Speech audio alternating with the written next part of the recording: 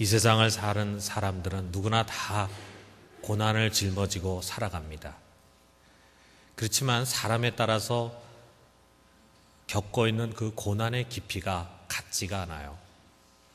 우리 교회 교인들만 하더라도 어떤 분들은 정말 너무나 깊은 고난 속에서 살아가고 있지만 어떤 분들은 평범하게 일상적으로 겪는 고난 이상의 고난은 겪지 않고 있습니다. 사람마다 다르다 이거예요. 또 그 고난의 깊이를 느끼는 정도가 사람에 따라서 다릅니다. 일반적으로 우리가 생각한다면은 겨울에는 난방, 여름에는 냉방 시설이 잘 돼 있는 이렇게 온실과 같이 보호되어 있고, 그리고 이제는 비만을 걱정해야 할 만큼 풍요로운 사회 속에 살면서 사람들이 느끼는 그 고난이라고 하는 것은 몇십 년 전에 일제 말기나 또는 6.25의 전쟁의 참화, 그 이후로 오랜 세월 보릿고개와 같은 빈곤의 악순환 속에서 살아가던 사람들에게는 오히려 사치스러운 비명으로 여겨지게 됩니다. 그만큼 과거의 사람들이 겪는 고난의 깊이가 깊었다 이거죠. 뿐만 아니라 역시 지금도 이 지구촌 구석구석에는 전쟁의 참화를 겪는 사람들이 많이 있습니다. 정말 죽음의 위기를 매일매일 느끼고 여기저기서 폭력이 행사되는 것을 뻔히 바라보면서 살아가는 그런 분들이 있어요. 절대 가난과 기근 속에서 허덕이는 사람들이 있습니다. 이들의 삶의 자리는 그야말로 고난입니다. 우리가 언뜻 보면은 그런 것에서 우리는 하루도 못 살 것 같지만 그곳에 있는 사람들은 오히려 그런 고난이 일상사가 되고 익숙해져 있어요. 다시 말하면은 느끼는 고난의 깊이가 서로 다르다는 것입니다. 성경 속에 보면은 우리 인간이 겪는 고난의 깊은 시면을 소재로 해서 쓴 성경인데 그것이 바로 욥기입니다. 그래 욥기를 보면은 욥이라고 하는 사람은 고난을 받기 전에는 가장 이상적인 사람의 모습으로 소개가 됩니다. 그는 동방에서 가장 많은 재산을 갖고 있는 재산가 중에 하나였어요. 그리고 그의 가정은 이 세상 모든 사람들이 부러워할 만한 그런 가정입니다. 아들 7에 딸 3, 이렇게 단란한 가정이었습니다. 그리고 그는 사람들에게 존경을 받고 흠모를 받고 사람들이 그를 따르는 그런 영향력 있는 유력한 사람이었습니다. 그러던 사람에게 갑자기 어느 날 찾아온 고난, 하나님으로부터 그에게 허락된 그 고난의 깊이는 너무나 깊은 것이었습니다. 하루아침에 그는 자기의 전 재산을 잃어버렸습니다. 하루 만에 모든 것이 다 날아가고 그런 빈털터리가 됐습니다. 뿐만 아니라 그는 자기가 그렇게도 사랑하던 10명의 자녀를 한꺼번에 잃어버립니다. 이것이 다 하루 만에 일어난 일이었어요. 이런 끔찍한 일을 우리가 어떻게 상상할 수 있습니까? 그러나 고난은 여기서 그친 것이 아니었습니다. 두 번째 고난의 파장이 그에게 찾아오는데 건강했던 그의 몸에 병이 나기 시작하는데 온 몸이 악창으로 꽉 차게 되고 그는 한순간도 기와 조각으로 그것을 긁지 않으면 살 수 없는 자가 되고 말았어요. 긁으면서 거기서 피가 나오고 고름이 나오고 이와 같이 갑자기 찾아온 이 고난을 참다 못하고 그의 부인이 그에게 소리 지릅니다. 당신이 이런 상황에서도 아직도 자신의 순전을 지키려고 하느냐? 차라리 하나님을 저주하고 자살해라. 그야말로 풍지박산난 가정의 모습을 우리에게 보여주고 있습니다. 뿐만 아니라 멀리서 그에게 찾아온 그 친한 친구들조차도 그가 당한 이 엄청난 재난을 바라보면서 그를 위로하기보다는 도대체 당신이 무슨 죄를 지었기에 무슨 잘못을 했길래 이와 같은 큰 재앙을 만났는가, 오히려 그를 힐난합니다. 이전에 그에게 머리를 숙이고 그를 존경했던 사람들은 이제는 손가락질하고 비웃으면서 그를 멸시하고 있습니다. 그야말로 인생 깊은 바닥에 내려갔다 이거죠. 여러분, 한 인간이 겪는 고난의 깊이가 느껴지지 않습니까? 물론 우리 중에는 말이에요, 자기 자녀를 잃어본 경험이 있는 분이 있을지 모르겠습니다. 재산을 갑자기 다 잃어버리고 풍요로운 환경에서 갑자기 빈곤한 곳으로 굴러떨어진 분도 있을지 모르겠습니다. 또 깊은 병을 얻은 분도 있을지 모르겠어요. 사람들 속에서 명예를 잃어버리고 멸시를 당하는 그런 자리에 서본 사람이 있을지 모르겠습니다. 여러 가지 모양의 고난을 우리가 당한다고 하지만 누가 욥이 서 있는 이 고난의 자리까지 내려간 사람이 있겠냐 이거예요. 아마 이 세상에 사는 사람들 중에 욥과 같은 이와 같은 고난을 경험한 사람은 없을 것입니다. 그는 모든 인간을 대표해서 그야말로 인간이 내려갈 수 있는 가장 깊은 고난의 심연을 우리에게 보여주는 거예요. 욥기는 바로 그것을 우리에게 가르쳐주고 있습니다. 그런데 여러분, 이 최고의 고난을 겪은 욥보다 더 깊은 고난의 자리에 내려간 분이 한 분 계십니다. 그가 누군가? 바로 예수 그리스도 그분이십니다. 그의 고난의 자리, 그의 고난의 깊이가 어느 정도인가, 이것을 이해하는 것이 참 얼마나 중요한지 몰라요. 여러분, 우리는 이제 이렇게 오랫동안 교회 다니고 신앙생활 하다 보면요, 그의 고난과 죽음을 너무 쉽게 이야기합니다. 예수님이 누구를 위해서 죽으셨습니까? 예, 나를 위해서 죽으셨습니다. 예수님이 당신을 위해서 무엇을 하셨죠? 예, 예수님이 저를 위해서 십자가에 못 박혀 죽으셨습니다. 이 질문과 대답 사이에 긴장이 하나도 없어요. 도대체 그가 당한 고난이라는 것이 어느 정도인지를 느끼고 있습니까? 그것을 알고 있습니까? 그 고난의 깊이를 헤아리고 있습니까? 어떤 젊은 아내가 말이에요, 첫 번째 아이를 낳았어요. 아이를 낳은 다음에 아주 심하게 웁니다. 그래, 그 옆에 있는 남편은 어쩔 줄 모르고 손을 붙잡면서 당신 많이 아픈가 봐, 고생 많이 했지, 애 낳느라고 애 많이 썼지 하면서 달랩니다. 혹시라도 아내가 무슨 산후 우울증이나 오지 않았을까 걱정하면서 안절부절 못합니다.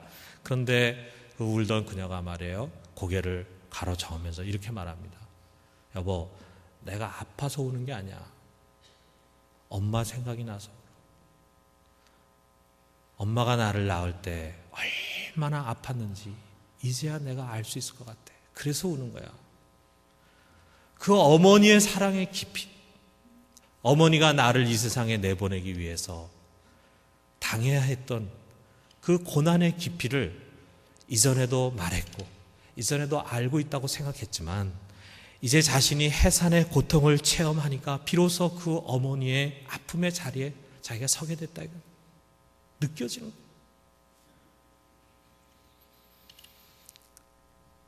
어머니가 경험했던 그 해산의 고통의 자리에 우리는 설 수 있을지 몰라요. 우리가 같이 애를 낳으면서. 그러나 주님이 당하신 고난의 깊이에는 아무도 내려갈 수가 없습니다. 우리가 그 자리에 서지 않게 하기 위해서 그분이 대신 그 자리에 내려가신 거예요. 그렇기 때문에 어느 누구도 예수를 믿는 사람 그 자리에 내려갈 수 없습니다. 경험할 수 없습니다. 그렇기 때문에 우리는 어떻게 보면 그분의 고난의 깊이를 바르게 이해하기 힘들어요.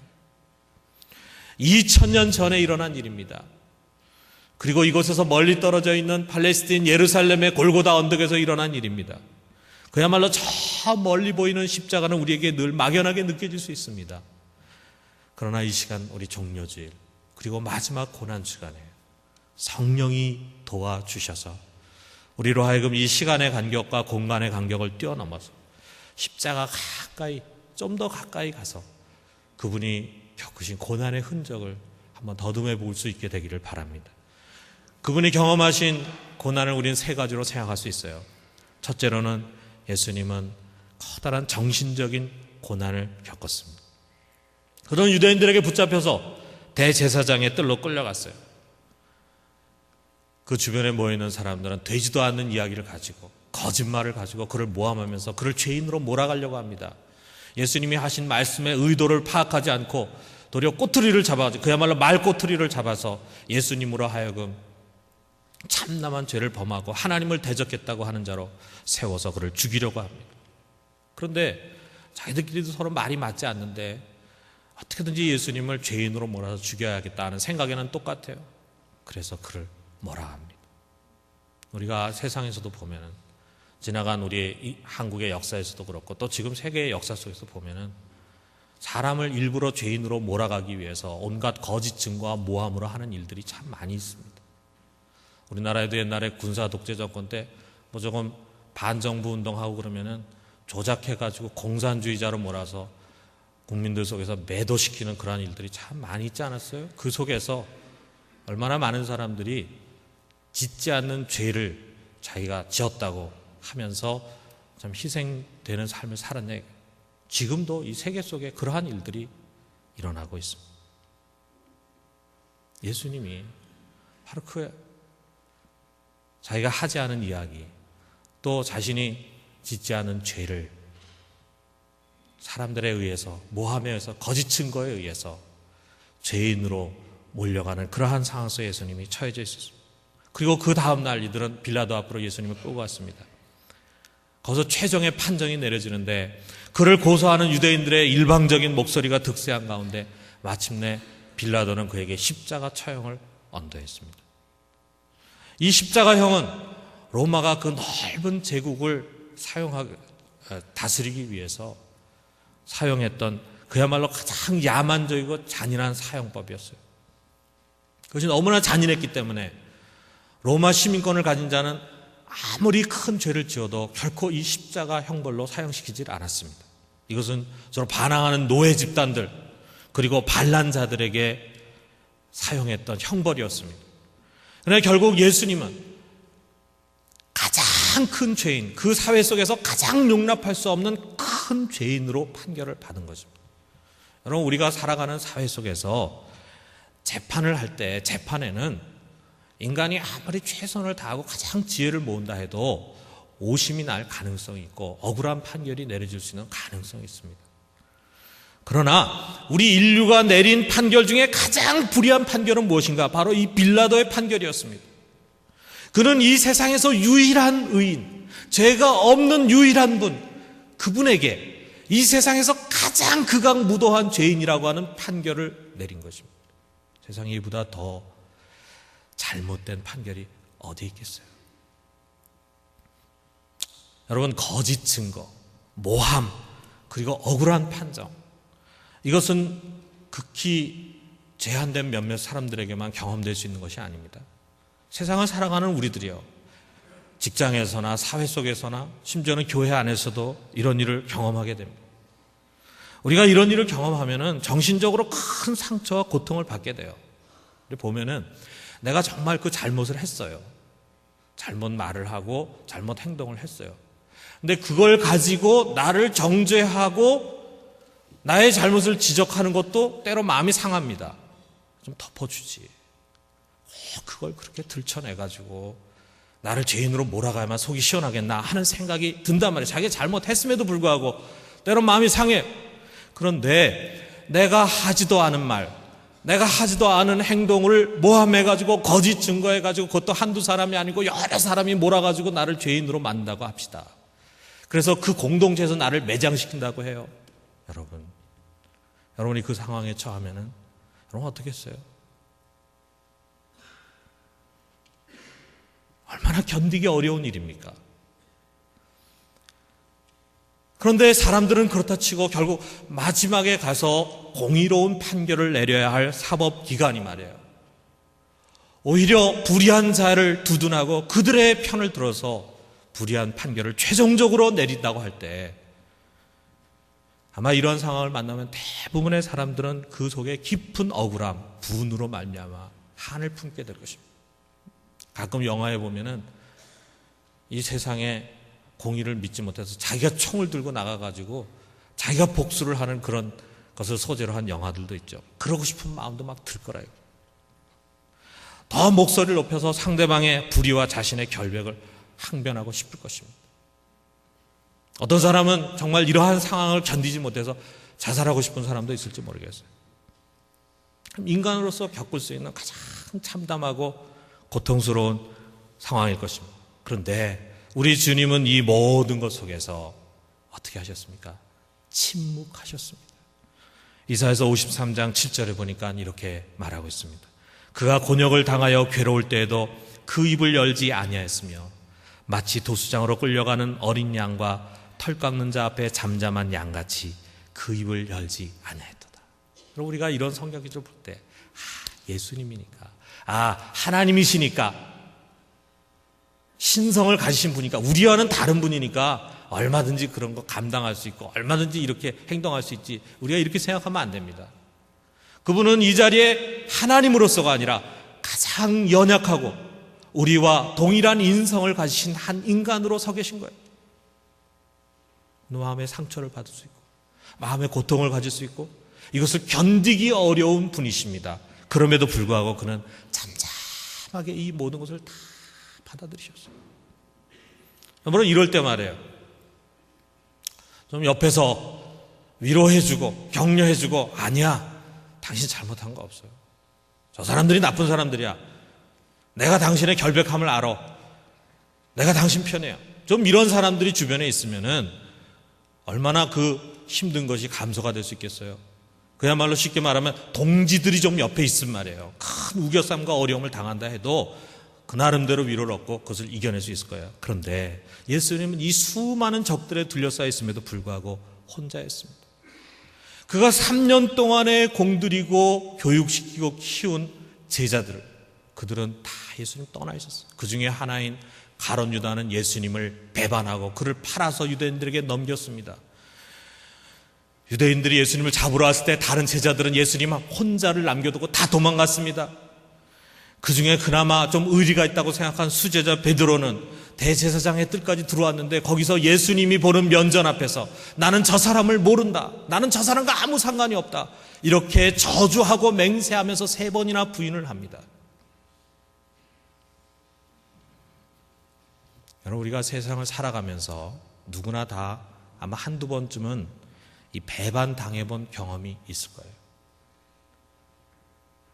그 배반 당할 때의 그 쓰라림, 아마 그거는 정말 경험하지 않은 사람은 못 느낄 거예요. 내가 그렇게 믿었는데, 내가 그렇게 신뢰했는데, 저 사람만큼은 마지막까지 내 편이 되어주고 그리고 나를 이해해 줄 것으로 생각을 했는데, 저 사람 정말 내가 사랑했고 내가 공을 들이고 내가 가르치고 키웠는데, 그런데 그 사람 나를 배반했을 때 그때 느끼는 그 고통, 그 상처, 여러분, 우리가 그런 경험이 있다면 이 시간 그것을 우리가 되새긴다면 예수님이 이 자리에 제자들을 놓고 겪어야 했던 그 고난의 깊이를 조금은 이해할 수 있을 것입니다. 두 번째로 그는 육체적인 고통을 감내해야 했습니다. 대제사장의 뜰에서 성경에 보니까 유대인들이 말해 예수님 얼굴을 때리고 그 얼굴에 침을 뱉고 그리고 손바닥으로 치면서 조롱했다고 했습니다. 정말 이 세상에 만유의 주로 오신 그분인데 어떻게 이런 대우를 이 하잘것없는 인간을 통해서 받을 수가 있습니까? 정말 상상하기도 싫은 장면이에요. 여러분, 우리가 보면은 다 어려서는 부모한테 얻어맞기도 했죠. 학교에 선생님한테 맞기도 했죠. 그렇지만 이렇게 장성한 자가 되어서 이런 수모를 겪는 일은 극히 드물 것입니다. 누구든지 이런 폭행의 제물이 되었다고 한다면은 육체적인 고통은 물론이거니와 아주 정신적인 깊은 상처를 입게 될 것입니다. 제가 지난번에도 한번 얘기했는지 모르겠는데 독일에 있는 우리 교회 어떤 학생 중에 동구, 그 당시에 독일이 통일된 지가 오래되지 않았는데 동독 쪽으로 여행을 갔다가 동독에 있는 사람들 통해서 린치를 당한 그런 학생이 있었어요. 그 당시에 아직 동독은 열어진 지가 오래되지 않아가지고 이 외국인들에 대한 경험이 적다 보니까 이 외국인들에 대한 미움이 아주 컸어요. 동양 사람이 기차를 타고 이제 오니까 기차 안에서 얻어맞았습니다. 근데 이 친구가 말해요. 그 상처가 너무 큰 거야. 그 공포, 그 순간에 그 수치심. 오랜 시간이 지났는데도 그것을 너무나 생생하게 기억하고 있는 거예요. 우리 예수님은 주먹으로 때리고 뺨을 후려 갈기고 그 얼굴에 침을 뱉고 조롱하고, 그것은 우리가 참 경험하기 어려운 고통스러운 장면입니다. 그리고 빌라도에게 그가 넘겨진 뒤에는 그의 군인들에 의해서 그는 아주 심하게 채찍질을 당했습니다. 그리고 군인들이 가시로 만든 면류관을 그의 머리에 씌워주니까 그 머리에서 피가 흘러내렸습니다. 그리고 마침내 그는 십자가에 못 박혔습니다. 그 두 손과 두 발이 발에 굵은 못이 박히고 그리고 높이 매달렸습니다. 그 형벌의 잔인함을 오늘 우리들은 다 이해할 수가 없어요. 상상할 수가 없어요. 호흡이 곤란하게 되고, 그리고 피순환이 제대로 안 되니까 혈압이 강화가 되고, 그리고 신부전증이 발생하게 된다는 것이 그 당시에 십자가에 매달린 사람들을 바라보면서 연구하는 의학자들의 대부분의 공통적인 이야기입니다. 그런데 그럼에도 불구하고 우리가 생각할 때는 그 정도 고통을 당하면 금방 죽을 것 같은데, 우리 사람의 생명이 끈질겨요. 그 위에서 2, 3일을 보통 사람들이 버티는 거예요. 그러니까 여러분 생각해 보세요. 차라리 빨리 죽었으면 좋은데 자기 마음대로 죽을 수가 없는 거라. 그러니 마지막까지 이 끈질긴 생명의 고통을, 죽음의 고통을 겪는 것이 바로 이 형벌의 가장 큰 클라이막스였어요. 한마디로. 그걸 사람들로 하여금 지켜보게 하면서 다시는 내가 저런 반란에 가담하지 말아야지 하는 교훈을 얻게 하기 위해서 이런 형벌을 행했다 이거예요. 사람들이 그걸 끝까지 지켜볼 수 있겠어요? 그리고 그 밑에서 그걸 수발하는 군인들도 얼마나 힘들었겠습니까? 그러니까 일정한 시간이 지나간데도 아직 살아있으면은 다리를 꺾거나 또는 그 무릎을 부서뜨려가지고 일부러 빨리 죽게 했어요. 그게 그들을 도와주는 거였다 이거예요. 그런데 우리 예수님은 2, 3일은 커녕 오히려 6시간 만에 십자가에 못 박혀서 죽고 말았습니다. 왜? 너무나 지쳐 있었고 너무나 허약해 있었기 때문에 예수님은 오랫동안 지탱하지를 못했습니다. 여러분, 그 흘린 피, 그 찢겨진 살, 그 쏟아진 물, 이 극심한 아픔과 괴로움, 그의 육신이 당한 고통은 정말 우리가 가슴으로 느끼기에는 너무나 깊은 고난의 심연이었습니다. 그러나 이보다 더 큰 고난이 그에게 있었어요. 그것은 세 번째로 바로 영적인 고난이었습니다. 이것이 바로 예수님이 당한 고난의 극치였어요. 그런 죽음이 임박해서 이렇게 크게 소리를 지릅니다. 46절에 보니까 엘리 엘리 나마 사막다니 하니 이는 곧 나의 하나님 나의 하나님 어찌하여 나를 버리셨나이까 하는 뜻이라. 하나님 왜 나를 버리십니까? 하나님으로부터 버림받음을 고백하는 예수님의 절규입니다. 왜 이것이 가장 견디기 어려운 고난이었습니까? 왜 그렇습니까? 그는 지금까지 한 번도 아버지와 떨어져 본 적이 없어요. 그는 창세 전부터 아버지와 하나였고 지금도 아버지와 하나였기 때문이에요. 요한복음 10장 30절에 보니까 나와 아버지는 하나이니라 이렇게 말씀하셨어요. 여러분, 주님은 이 세상에 오셔서 우리 인간이 하나님의 피조물로서 어떻게 하나님과 하나 되어 살아가야 하는가 하는 삶의 본을 우리에게 보여주셨습니다. 아침마다 일어나서 그는 하나님 앞에 나가서 기도합니다. 하루 종일 그는 하나님과 동행합니다. 그는 하나님 안에 거하고 하나님 안에서의 기쁨을 제자들에게 보여주셨습니다. 하나님의 곁을 떠나서 하나님과 멀리 떨어짐으로 말미암아 불행하게 살아가는 우리 인간들에게 하나님과 더불어 동행하며 살아가는 그 삶의 기쁨을 가르쳐 주셨어요. 요한복음 17장 5절에 보니까 아버지여 창세전에 내가 아버지와 함께 가졌던 영화로서 지금도 아버지와 함께 나를 영화롭게 하옵소서. 창세전부터 그는 아버지와 함께 그 영광을 누리고 있었어요. 한 번도 아버지와 떨어져 본 적이 없습니다. 아버지와 떨어지는 것을 생각해 본 적이 없습니다. 우리들처럼 그야말로 하나님을 떨어져서 사는 것이 익숙해진 사람들은 이해할 수 없을지 모르겠어요. 그러나 예수님은 하나님 안에 거하는 것이 생명이라는 것을 항상 알고 있었습니다.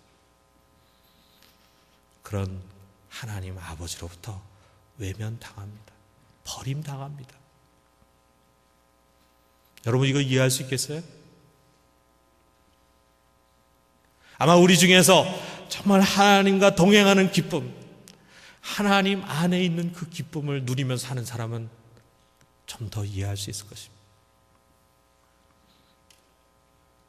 우리도 세상을 살아가면서요, 종종 하나님으로부터 버림받은 것 같은 느낌을 가질 때가 있습니다. 하나님 아버지로부터 우리가 유기된 것 같아요. 단절된 것 같아요. 여러분, 하나님으로부터 버림받고 단절되는 것은 영적인 죽음입니다. 그러나 실상 이것은 우리들에게 일어날 수 없는 일이에요. 하나님은 어느 순간에도 결코 우리를 버리지 않습니다. 우리 성경에 보니까 이 세상의 어떤 것도 그리스도 예수 안에 있는 하나님의 사랑에서 우리를 끊을 수 없느니라 말씀하셨어요. 여러분, 이거 믿으십니까? 그렇습니다. 여러분, 우리가 그런 느낌을 가질지는 몰라도요, 그런 느낌을 가질 때가 종종 우리에게 찾아올지는 몰라도요, 하나님은 절대로 우리를 버리지 않으라고 맹세하시면서 약속해 주셨어요. 이런 것은 우리에게 일어나지 않습니다. 그러나 여러분, 우리가 가정법을 해서 만약 정말 우리에게 하나님과 단절되는 일이 일어난다면, 여러분 한번 상상해 보세요. 하나님이 더 이상 이 최연범의 기도도 듣지도 않고, 그리고 나에게 등을 돌리시고 말씀하시기, 나는 너를 모른다. 여러분, 이것은 정말 상상하기도 끔찍한 일입니다. 이 세상의 모든 것을 다 잃어버린다 해도, 아니 내 몸에 고칠 수 없는 그런 질병을 얻는다 해도 나는 너를 모른다라고 하는 하나님의 버림만큼 큰 고통은 아닐 것입니다.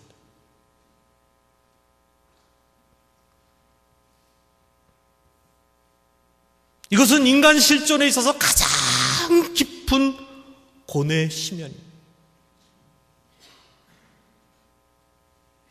그런데 우리 주님이 말이에요, 여기 이 고난의 밑바닥으로 내려가셨어요. 나의 하나님, 나의 하나님, 어찌하여 나를 버리셨나이까? 왜 하나님이 그를 버리셨습니까? 이 절대절명의 고독, 사람들로부터 멸시당하고 하나님으로부터 버림당하고 사람에게서 내던짐당하고 하나님으로부터 외면당하고, 어느 누구가, 이 세상에 어느 누구가 이 고통의 심연에 내려간 자가 있겠어요? 누가 그 고통의 깊이를 이해할 수 있겠습니까? 여러분, 이 세상에서 누가 그 고통의 깊이를 가장 잘 이해할 것 같습니까? 고난을 많이 당한 자입니다. 그렇기 때문에 여러분, 이 세상에서 살아가면서 우리가 고난 당할 때 한편으로는 그 고난이 힘들지만, 내가 이걸 통해서 주님의 고난을 조금 이해하게 되는구나, 내가 이걸 통해서 주님이 겪었던 육체적인 고통을 조금은 알겠구나, 내가 이걸 통해서 주님이 겪어야 했던 그 정신적인 고통을 조금 이해할 수 있겠구나, 내가 이걸 통해서 주님이 겪었던 그 영적인 고통을 조금은 알 수 있겠구나. 오히려 그 고난을 통해서 하나님께 감사드리고 내가 그리스도의 고난에 동참함을 인해서 영광을 돌릴 수 있는 우리 모두가 되기를 주님의 이름으로 축원합니다. 그렇다면 우리는 이제 이렇게 물어봐야 합니다. 왜 그가 이런 고통의 심연에 가야 했습니까? 그가 그러한 고통을 받을 만한 죄를 지었습니까? 그렇지 않습니다. 그는 우리와 같은 성정을 가졌지만 죄는 없는 자라고 했습니다. 여기에 51절부터 53절에 그 해답이 있습니다. 이에 성소 휘장이 위로부터 아래까지 찢어져 둘이 되고 땅이 진동하며 바위가 터지고 무덤들이 열리며 자던 성도의 몸이 많이 일어나되, 예수의 부활 후에 저희가 무덤에서 나와서 거룩한 성에 들어가 많은 사람에게 보이니라. 성소의 휘장을 찢기 위해서입니다. 유시장이 뭐냐? 성소와 지성소 사이의 커튼이었어요. 그 지성소 안에는 1년에 한 차례 대제사장만 들어갈 수 있었어요. 그 지성소에는 하나님의 임재를 가르치는 거룩한 시은자, 은혜의 보좌가 있었습니다. 그곳에 1년에 딱 한 차례 대제사장, 그것도 거기 들어가기 위해서 자신을 위해서 온갖 제사를 다 드리고, 그리고 그 안에 두려움과 떨림으로 들어갈 수 있었습니다. 그런데 예수님이 이제 죄인된 우리가 죄 없는 자가 되어서 마음껏 하나님 앞에 나아가 그분의 은혜를 받을 수 있도록 하기 위해서, 그 휘장을 찢기 위해서 자신의 몸을 대신 이 고난 가운데 내어 던지신 것입니다. 죽은 자를 살리게 하기 위해서 그분이 이 고난을 자취하신 것입니다. 이 고난은 바로 나의 죄값, 모든 인간들의 죄값을 대신 치르시는 고난이었습니다. 내가 서야 할 자리에 그분이 대신 서셨어요. 나의 과거와 현재와 미래, 그리고 영원한 미래에 내가 자취해야 할 그 모든 고난의 자리에 그분이 대신 서셨습니다. 대신 당하셨습니다. 대신 치르셨습니다. 이사야서 53장 5절에서 6절에 있는 말씀을 우리 같이 한번 읽읍시다. 시작. 그가 찔림은 우리의 허물을 인하며 그가 상함은 우리의 죄악을 인함이라. 그가 징계를 받음으로 우리가 평화를 누리고 그가 채찍에 맞음으로 우리가 나음을 입었도다. 우리는 다 양 같아서 그릇 행하여 각기 제 길로 갔거늘 여호와께서는 우리 무리의 죄악을 그에게 담당시키셨도다. 그분이 우리가 당해야 할 고난의 자리에 대신 섰고, 우리가 가야 할 죽음의 자리에 대신 섬으로 말미암아 죽었던 자들이 일어났습니다. 그래서 그들이 예루살렘 성전에 들어가 성도들을 만났다 그랬어요. 물론 그들은 몇 년 더 살다가 죽었을 것입니다. 이것은 우리가 예수 그리스도의 죽음으로 말미암아 영원히 부활하게 되었다고 하는 것을 상징적으로 암시하는 사건이었습니다. 사랑하는 성도 여러분, 내 대신 맞으신 주님, 내 대신 수치와 조롱, 벌거벗김을 당하신 주님, 내 대신 하나님의 징계를 받고 버림을 당하신 주님, 이 주님을 사랑할 수 있기를 주님의 이름으로 축원합니다. 그가 나를 위해서 당하신 고난의 깊이를 헤아리면 헤아릴수록, 이해하면 이해할수록 그의 은혜가 큽니다. 너무나 큽니다. 그 고난의 깊이를 우리가 헤아리면 헤아릴수록 우리가 당하는 고난의 깊이라는 것이 얼마나 얄팍한 것인가 하는 것을 우리는 또 깨닫습니다.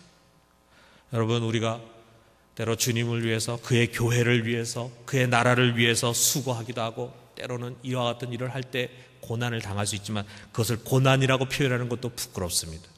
우리가 예수님에서 뭔가를 희생했다고 하는 희생이라는 단어를 말하는 것은 더더욱 부끄럽습니다. 우리는 그분이 우리를 위해서 당하신 고난, 그분이 우리를 위해서 치르신 그 희생을 생각할 때, 우리가 이 세상에서 아무리 큰 고난과 희생을 경험한다 할지라도 그것을 고난과 희생이라는 말로 표현할 수가 없습니다.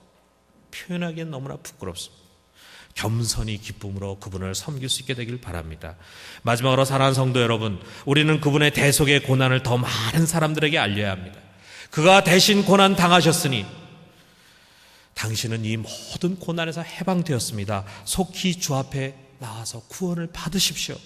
우리가 고난의 깊이를 알면 알수록 이것은 나만이 누려서는 안 되는 존귀한 것임을 깨닫게 됩니다. 마지막 고난주간을 맞이해서 우리는 이 귀한 새생명 축제를 갖습니다. 오늘부터 시작되는 이 축제에 참여하는 모든 사람들에게 우리 주님의 고난의 은총이 충만하게 임하게 되기를 주님의 이름으로 축원합니다.